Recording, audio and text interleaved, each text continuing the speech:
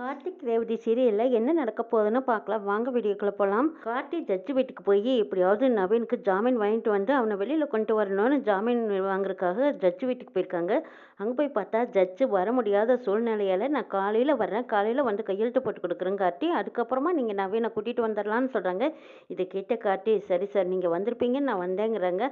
ஆமாம் கார்த்தி நான் வரணும்னு தான் நினச்சேன், ஆனால் வர முடியாத சூழ்நிலை, அதனால் என்னால் காலையில் தான் வர முடியும் அப்படின்னு சொல்லவும் சரி கார்த்திகிட்ட சொல்கிறாங்க. சரி கார்த்தி நீ இதுக்காக அலைய வேண்டாம், நான் போய் கையெழுத்தை வாங்கிக்கிட்டு போலீஸ் ஸ்டேஷனில் போய் நவீனை கூட்டிகிட்டு வந்துடுறேன்னு வக்கீல் சொல்கிறாங்க.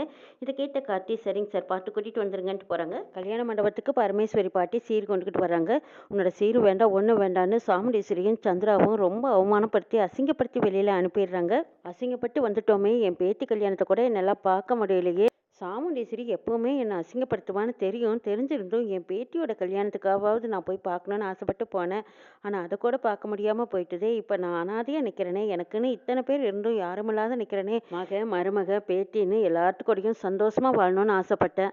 ஆனால் எனக்கு அந்த குடுப்பனை இல்லாமல் போச்சேன்னு பாட்டி அங்கே கண்கலங்கி அழுதுட்டு இருக்கிறாங்க. ஏட்டையாவோட பேத்தி டென்ஷன் ஆகி வீட்டுக்கு வராங்க. இதை பார்த்து ஏட்டையா கேட்குறாங்க, என்னம்மா கல்யாண வீட்டில் இருந்து அவ்வளோ சீக்கிரம் வந்துட்டேன்னு கேட்குறாங்க. ஆமாம் தாத்தா எனக்கு அங்கே இருக்கவே பிடிக்கல தெரியுமா அப்படின்னு சொல்லவும், ஏன் என்னாச்சு அப்படின்னு கேட்குறாங்க. நம்ம கோயிலுக்கு போனோமே, அப்போ ஒரு பாட்டி கூழ் ஊற்றுனாங்கல்ல பரமேஸ்வரி பாட்டி, அந்த பாட்டியை அங்கே சாமுண்டீஸ்வரி மேடமும் சந்திரா மேடமும் ரொம்ப அசிங்கமாக திட்டாங்க. அதெல்லாம் காது கொடுத்து கேட்கவே முடியல தெரியுமா, அப்படி அசிங்கப்பட்டு போயிட்டாங்க பாட்டி. பாவமாக இருந்தது. கோயிலில் நம்ம பக்கம் தப்பு இல்லைன்னு தப்பு பண்ணவங்கக்கிட்ட மன்னிப்பு கேட்க வச்சாங்கல்ல பாட்டி, அப்படிப்பட்ட பாட்டிக்கு இன்னைக்கு இப்படி ஒரு நிலைமை ஏற்பட்டதை பார்த்து எனக்கு பரிதாபமாக இருந்ததப்பாங்கிறாங்க. ஏமா என்னாச்சு எதனால் அப்படின்னு தாத்தா கேட்குறாங்க. அந்த பாட்டிக்கும் சாமுண்டீஸ்வரி குடும்பத்துக்கும் ரொம்ப நாள் தொடர்பு இல்லை போல இருக்கு. அவங்க அம்மா இறந்ததுக்கு காரணம் இந்த பாட்டி வீடுதான்னு சொல்லிட்டு இந்த பாட்டியை இவ்வளவு நாளா அவங்க சேர்த்துக்காம இருந்திருக்காங்க. பாவம் பாட்டி பேட்டியோட கல்யாணத்தை பார்க்கறதுக்காக சீர்வரிசையோட வந்தவங்களா அப்படியே திருப்பிச்சு அனுப்பிச்சிட்டாங்க தெரியுமா, பாவமா போனாங்க பாட்டி அப்படின்னு சொல்லிட்டு இருக்காங்க. அப்ப ஏட்டையா மனசுக்குள்ள நினைக்கிறாங்க, இது எல்லாத்துக்கும் காரணம் நான் தான். இந்த கொஞ்சம் வருஷத்துக்கு முன்னாடி பணத்துக்கு ஆசைப்பட்டு அந்த முத்துவேல் பேச்சை கேட்டுக்கிட்டு உண்மையை சொல்லாமல் விட்டது தான் காரணம். முத்துவேலு சாமுண்டீஸ்வரியோட அம்மா கிட்ட தப்பாக நடந்துக்கிட்டு அது எங்கே உண்மை சொல்லிடுவாங்களோன்னு நினச்சி அவங்க குடிக்கிற காப்பியில் விஷத்தை கலந்து கொன்னுட்டான். அதுக்கப்புறம் பார்த்தா ராஜா சேதுபதி ஐயா மேலேயும் பரமேஸ்வரி பாட்டி மேலேயும் இப்படி பழி விழுந்துருச்சு. இதுக்கு காரணமே நான் தான். இதுக்கப்புறமும் நம்ம இந்த உண்மையை மறைக்கக்கூடாது, எப்படியாவது இந்த பாட்டிக்கிட்டையாவது போய் உண்மையை சொல்லிடணும். இது பெரிய தப்பு, மனசில் பெரிய பாரமாக வலிச்சிட்டே இருக்கு. தினம் தினம் குற்ற உணர்ச்சியோட சாகிறத விட என்ன நடந்தாலும் சரி அந்த முத்துவேல் என்னை என்னதான் செஞ்சிடுவான் பார்த்துடலாம், நான் இப்போ போய் உண்மையை சொல்லிடுறேன் அப்படின்னு நினச்சிட்டு அப்போத்தான் சண்முகம் பாட்டி இருக்கிற இடத்த தெரிஞ்சுக்கிட்டு கோயிலுக்கு போகிறாங்க. கோயிலில் பாட்டி அழுதுட்டு இருக்கிறத பார்த்துட்டு, அம்மா நான் உங்ககிட்ட ஒரு உண்மையை சொல்ல வந்திருக்கேங்கிறாங்க. இது கேட்ட பாட்டி, என்னய்யா என்ன உண்மையை சொல்ல போகிறீங்கன்னு கேட்குறாங்க. ஆமாம்மா இத்தனை வருஷமா செய்யாத பாவத்துக்கு பழியை சுமந்துக்கிட்டு இருக்கிறீங்களே அந்த உண்மையை சொல்ல போகிறேன். சாமுண்டீஸ்வரியோட அம்மா சாவுக்கு காரணம் நீங்கள் தானே, அவங்க எல்லாரும் தப்பாக நினச்சிட்டு இருக்காங்க. அது இல்லாமல் உண்மை, அந்த முத்துவேல் தான் சாமுண்டீஸ்வரியோட அம்மாவை கொன்னது. அதுவும் குடிக்கிற காப்பியில் விஷத்தை வச்சு கொன்னதே அந்த முத்துவேல் தான். அப்போ வேலையில் இருக்கும்போது போஸ்ட்மார்ட்டம் ரிப்போர்ட்டு என்கிட்ட தான் கொடுத்தாங்க. அதை கொண்டு வந்து நான் ராஜா சேதுபதி ஐயா கிட்ட கொடுக்கலான்னு வரும்போது தான் முத்துவேல் அதை தடுத்து நிறுத்தி அந்த ரிப்போர்ட்டை கொடுக்கக்கூடாதுன்னு என்னை மிரட்டிட்டான். பணத்தை கொடுத்து என்கிட்ட சொல்லக்கூடாதுன்னு வேற சத்தியம் வாங்கிட்டான். அதனால தாம்மா அந்த உண்மையை என்னை சொல்ல முடியாமையே போச்சு. ஆனால் நீங்கள் இன்னைக்கு என்னால் தான் ரெண்டு குடும்பமும் சேராமல் நிற்கிறீங்களோ மனசு குற்ற உணர்ச்சியில் தவச்சிட்டு இருக்கேன். இந்த உண்மையை எப்படியாவது நான் உங்ககிட்ட சொல்லிடணும்னு தாம்மா ஓடி வந்தேங்கிறாங்க. அப்படியே சொல்கிறீங்க, என்கிட்ட சொன்ன விஷயத்த சாமுண்டீஸ்வரி கிட்ட சொல்லுங்க ஐயா அப்படிங்கிறாங்க.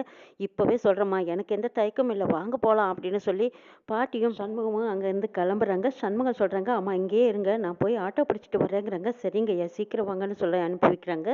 சண்முகம் வெளியில் போய் ஆட்டோ பிடிச்சிட்டு வந்து பார்க்கும்போது இங்கே முத்துவேல் அடியாள்களோடு நிற்கிறாரு.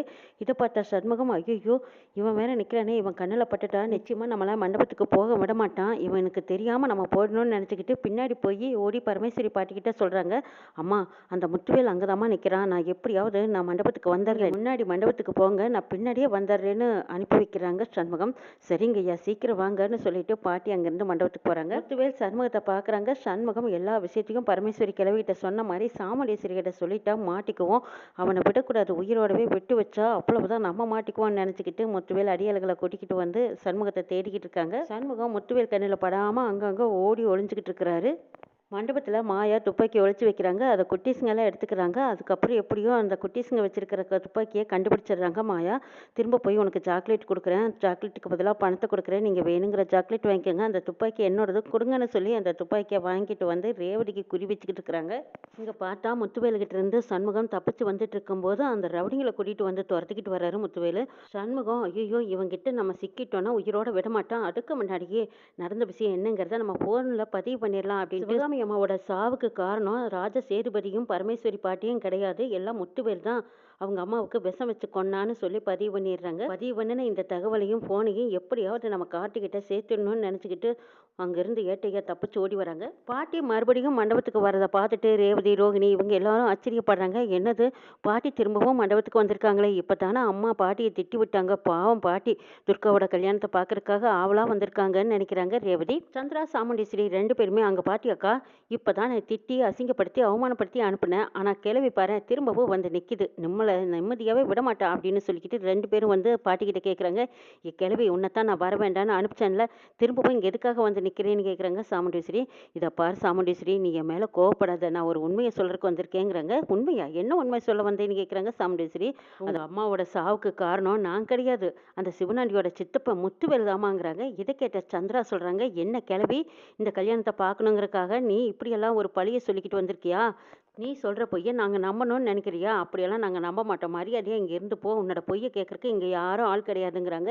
இது கேட்ட சாமுண்டீஸ்வரி, என்ன இப்படியே டிசைனாக ட்ராமா பண்ணிட்டு வந்தேன்னா நான் உன்னை சேர்த்துக்குவேன்னு நினச்சிட்டு இருக்கிறியா? நான் உன்னை நம்புறதா இல்லை, மரியாதையாக இங்கே இருந்து போ, அதுக்கு ஏதாவது சாட்சி இருக்கா என்ன அப்படின்னு கேட்குறாங்க. ஆமாம் சாமுண்டீஸ்வரி, நின்று நிதானமாக பொறுமையாக கேளு, இதுக்கு எல்லாத்துக்கும் சாட்சி இருக்குது, சாட்சி பின்னாடியே வந்துட்டு இருக்குது அப்படின்னு சொல்லிட்டு இருக்கும்போது அப்போ அங்கே சண்முகம் ஓடி வராங்க. பாத்தியா, இவர் தான் சாட்சிங்கிறாங்க. அங்கே கரெக்டாக முத்துவேலும் வந்துடுறாங்க. முத்துவேல் பார்த்துட்டு ஐயோ இது என்னது, இவனும் வந்துட்டான், அந்த கிழவியும் உண்மையை சாமுண்டேஸ்வரி கிட்ட உளறிடுவான் போல இருக்குதே. ரெண்டு பேரும் உளறிட்டாங்க, நிச்சயமா நம்ம கதை முடிஞ்சிடும். கிழவியும் இந்த ஏட்டையாவும் உண்மையை சொன்னதுக்கப்புறம் சாமுண்டேஸ்வரி நம்மளை சும்மா விடமாட்டா, ஜெயிலில் பிடிச்சி தள்ளிடுவா, அதுக்கப்புறம் பல வருஷம் ஜெயில் தண்டனை அனுபவிக்க வேண்டியதா. உண்மையை சொல்ல விடாம பண்ணணும், என்ன செய்யலான்னு யோசிச்சுட்டு இருக்காங்க. பாட்டி சொல்லும்போது சாமுண்டேஸ்வரி அதை நம்ப தயாரா இல்லை. அப்போ ஏட்டையா சண்முகம் வந்து சொல்லும்போது சாமுண்டேஸ்வரி, என்ன சொல்றீங்க, நீங்க சொல்றதெல்லாம் உண்மைதானாங்கிறாங்க. ஆமாம்மா, நான் சொல்றதெல்லாம் உண்மைதான், முத்துவேல் தாமா உங்க அம்மாவை கொலை பண்ணனா, உங்கள் அம்மா சாகிறதுக்கு 2 நாளைக்கு முன்னாடி முத்துவேலு உங்கள் அம்மா கிட்ட தப்பாக நடந்துக்க பார்த்தான், அதை வந்து ராஜா சேதுபதி ஐயா கிட்ட சொல்கிறேன்னு உங்கள் அம்மா மிரட்டினாங்க. அதனால தான் முத்துவேலு இந்த விஷயத்தை வெளியே சொல்லக்கூடாதுங்கிறதுக்காக காப்பியில் விஷத்தை கலந்து வச்சுட்டான். அந்த அம்மாவும் அதை தெரியாமல் குடிச்சிட்டு தான் அந்த அன்னைக்கு நியாயம் பஞ்சாயத்துன்னு போனவங்க அப்படியே எதுவும் சொல்ல முடியாமல் மயங்கி சரிஞ்சு விழுந்ததும் இறந்துட்டாங்கன்னு சொல்கிறாங்க ஏட்டையா. இது எப்படி நான் நம்புறதுன்னு சாமுண்டேஸ்வரி கேட்குறாங்க. அம்மா போஸ்ட்மார்டம் ரிப்போர்ட்டு என்கிட்ட தாம்மா வந்தது, அதை கொண்டு வந்து ராஜா சேதுபதி ஐயா கிட்ட கொடுக்கலான்னு வரும்போது தான் முத்துவேலு அதை தடுத்து நிறுத்தி சொல்லக்கூடாதுன்னு பணத்தை கொடுத்து என்னை இவ்வளவு நாளாக மிரட்டிக்கிட்டே இருந்தான். அதனால தான் நான் இந்த உண்மையை சொல்ல முடியாமல் போச்சு. இது என் மனசில் பெரிய ஆழமாக அழுத்திக்கிட்டே இருந்தது. எப்படா இந்த உண்மையை சொல்கிறது, இந்த குடும்பம் சேருமோன்னு நானும் நினச்சிட்டே இருந்தேம்மா. ஆனால் இன்றைக்கி தான் அதுக்கு ஒரு நல்ல நேரம் வந்திருக்கு. என் மனசில் ஒரு குற்ற உணர்வாகவே இருந்துட்டு இருந்தது. இப்போ தான் என் பாரம் இறங்குச்சுன்னு சொல்லிட்டு இருக்காங்க. அப்போ கரெக்டாக இங்கே மாயா குறி வச்சிட்டு இருக்கும்போது இதை முத்துவேல் கவனிச்சிடுறாங்க. மாயா அப்படின்னு கூப்பிடுறாங்க. திரும்பி பார்த்தா மாயா, என்னையும் மாயான்னு கண்டுபிடிச்சிட்டானே இந்த முத்துவேலு அப்படின்னு. ஆமாம், நான் தான் மாயாங்கிறது உங்களுக்கு எப்படி தெரியுங்கிறாங்க. தெரியுமாயா, நீ கையில் துப்பாக்கியோட அங்கே ரேவதிக்கு குறி வச்சிருக்கிறது எனக்கு தெரியும். இப்போ நீ என்ன பண்ணிட்டு இருக்க, ரேவதியை கொல்ல போறியாங்கிறாங்க. ஆமாம், என் மகேஷ் என்கிட்ட இருந்து பிரிச்சாங்கல்ல, அதே மாதிரி இந்த கார்த்தியும் ரேவதியும் நான் பிரிக்கலான்னு நினைக்கிறேன், அவளை நான் சும்மா விட போறது இல்லைன்னு குறி வைக்கிறாங்க மாயா. இதை பார்த்துக்கிட்டு இருந்தா முத்துவேலு, ஐயோ அவள் பிரச்சனை அவளுக்கு, நம்ம பிரச்சனை நம்மளுக்கு, இந்த கிழவன் சண்முகம் இப்போ சாமுண்டீஸ்வரி கிட்ட உண்மையை சொல்லிட்டு அடுத்தது என்னத்தான் தேடுவாங்க, தேடி கொண்டு போய் ஜெயிலில் போட்டுருவா. அதுக்கு முன்னாடியே அவனை உண்மையை சொல்ல விடாமல் தடுக்கணும்னு நினச்சிக்கிட்டு மாயா குறி வைக்கும்போது முத்துவேலு அதை தட்டி விட்டு மாயா சண்முகத்தை சுட்டு போடுறாங்க. சண்முகம் ஐயோ அம்மானு அலறிக்கிட்டு கீழே விழுறாங்க. அப்போ முத்துவேல் பார்த்துட்டு அப்பாடா, நாம் நினச்ச மாதிரி சண்முகத்தையே இவ சுட்டுட்டா, இனி பிரச்சனை இல்லை, நம்ம இங்கேருந்து தப்பிச்சு போயிட வேண்டியதா, இங்கே நின்னோம்னா நம்ம மாட்டிக்குவோன்னு நினச்சிக்கிட்டு அவர் அங்கேருந்து கிளம்பி ஓடுறாங்க. அவர் ஓடுறத பார்த்துட்டு இந்த மாயா, ஐயோ நான் சுட வந்தது ரேவதியா, ஆனால் இந்த ஆள் வந்து வசமாக மாட்டிட்டானே.